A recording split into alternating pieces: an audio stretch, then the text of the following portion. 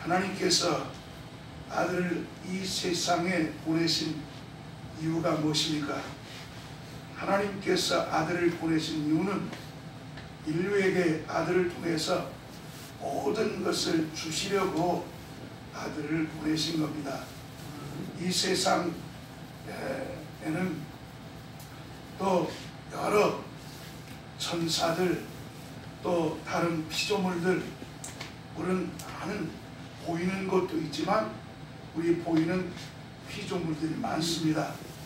하지만 천사나 다른 피조물을 통해서가 아니라 오직 하나님의 아들을 통해서 하나님의 전부를 이렇게 주시려고 한 거예요.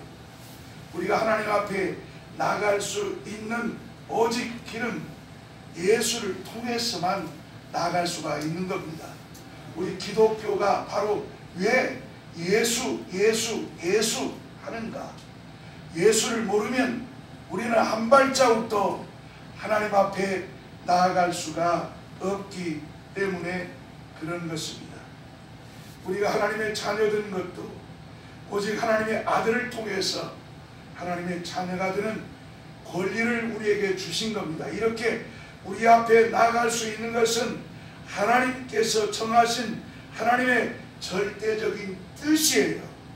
그래서 예수를 모르면 우리는 한 발자국도 나아갈 수가 없는 겁니다. 예수님은 내 이름으로 뭐든지 내게 구하면 내가 시행한다고 요한복음 14장 14절에 말씀했습니다.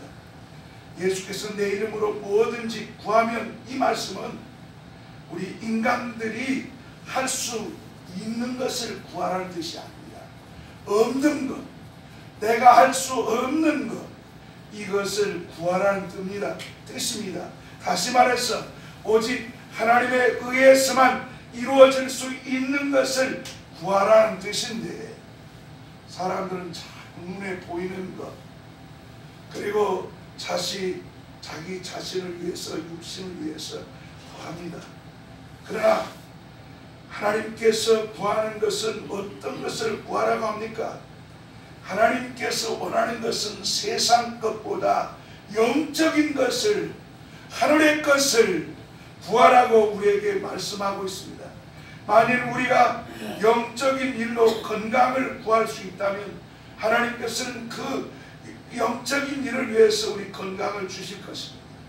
우리 예수님께서 또한 우리 자신이 이렇게 필요한 물질이 필요하다면, 영적인 것을 위해서, 영적인 일을 위해서 물질이 필요하다면 하나님 그 물질도 분명히 주신다. 그렇기 때문에 구하라는 겁니다. 성경의 시편 23편 3절에 보면은 자기 이름을 위하여 의의 길로 인도하신다 그랬습니다.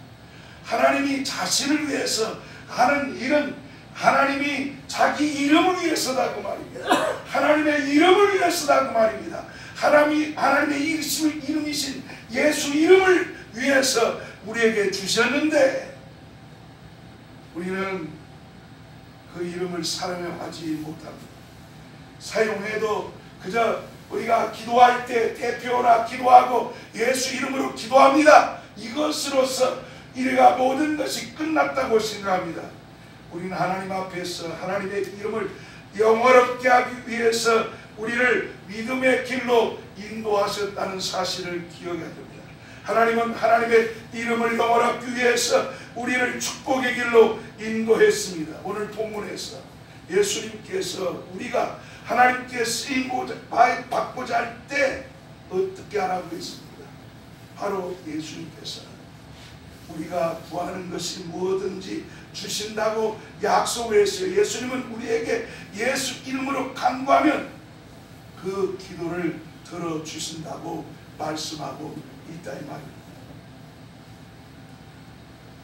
겟세마네 동산에서 예수님께서 제자들이 30m 이상 된 그 거리에서도 들을 수 있을 만큼 예수님은 이렇게 간절히 기도했어요.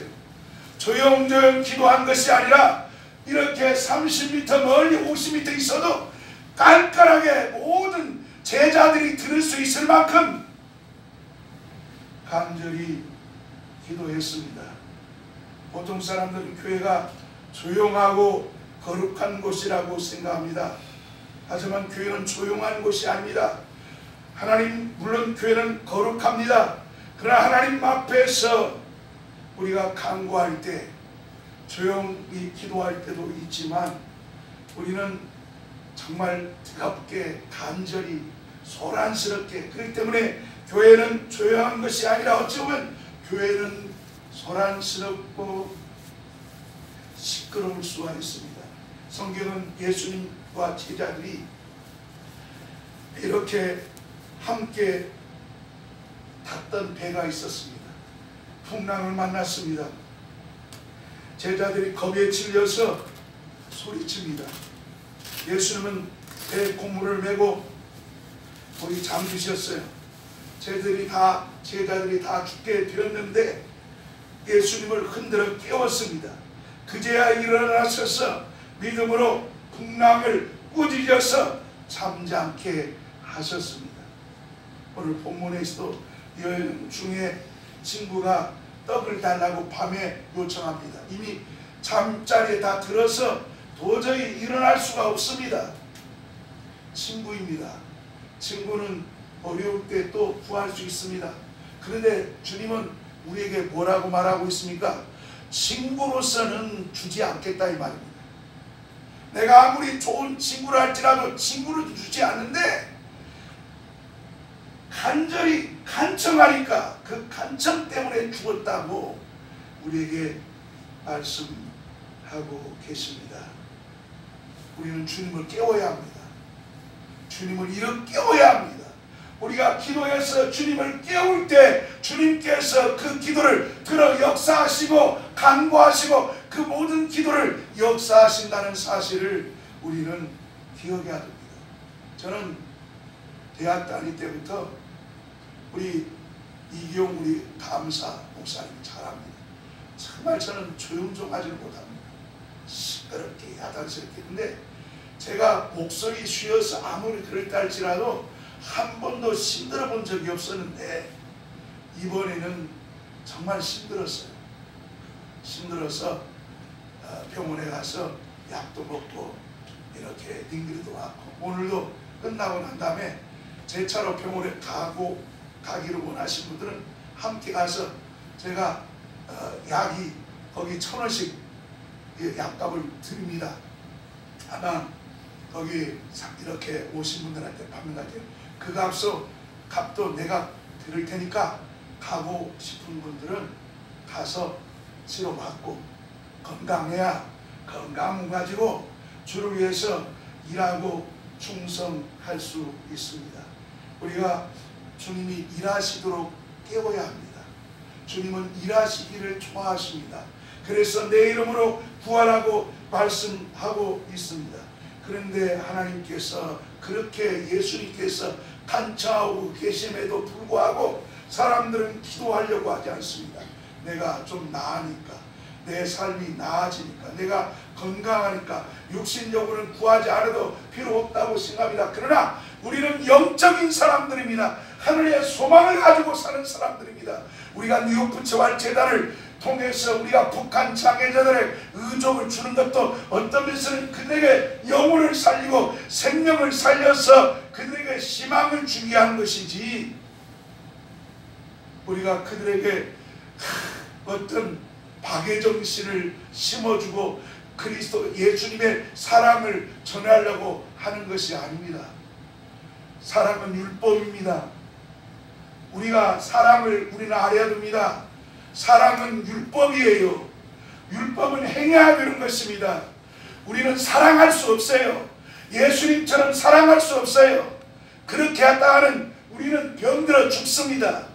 그러나 주님은 하나님을 사랑하고 네 이웃을 내 못해 사랑하라고 우리에게 이렇게 말씀하신 것은 예수 안에서 그들을 사랑하고 우리가 헌신하며 충성하는 것입니다. 내가 예수님처럼 그들에게 그런 사랑을 줄 수 없어요. 나는 가장 미천하고 부족한 사람입니다. 그러나 주님은 요한복음 15장 12절에 내가 너에게 말하니 너희가 서로 사랑하라. 내가 너에게 행할처럼 너도 서로 사랑하라. 우리는 작은 실천을 우리가 삶을 통해서 그들에게 보여주고 그리스도의 온전한 신앙으로 설 수 있도록 그렇게 해주시기를, 그리고 소망하면서 응답받아서 하나님을 더 기쁘게 하고 오늘 간청하는 이런 소망, 간절히 기도하는 오늘 예수님이 간청하는 것 때문에, 이게 친구 때문에 주는 게 아니에요. 우리 예수님이 친구 때문에 기도 응답 주는 게 아니에요. 주님은 간청하는 너희 기도 때문에 주었다고. 그래서 정말 우리가 말하고 있습니다. 친구같이, 예수님은 친구이지만 친구로서는 우리에게 주지 않습니다. 간청할 때 우리에게 주신다는 걸 기억하시고, 아울러서 그동안 제가 우리 김성화 목사님이 늘 이렇게 오셨어요. 기회를 주지를 못했습니다. 그래서 제가 우리 김성화 목사님께 이렇게 모처 오셨고 시간을 달라고 또 이렇게 말씀을 하셔서 제 설교 여기서 마무리하고 우리 김성화 목사님 나오셔가지고 20분 정도 이렇게 말씀을 전해주시고, 그리고 나머지 우리 김창민 목사님께서 나오셔가지고 기도 인도해 주셨으면 하는 바랍니다. 우리 김성화 목사님 나오시기 바랍니다.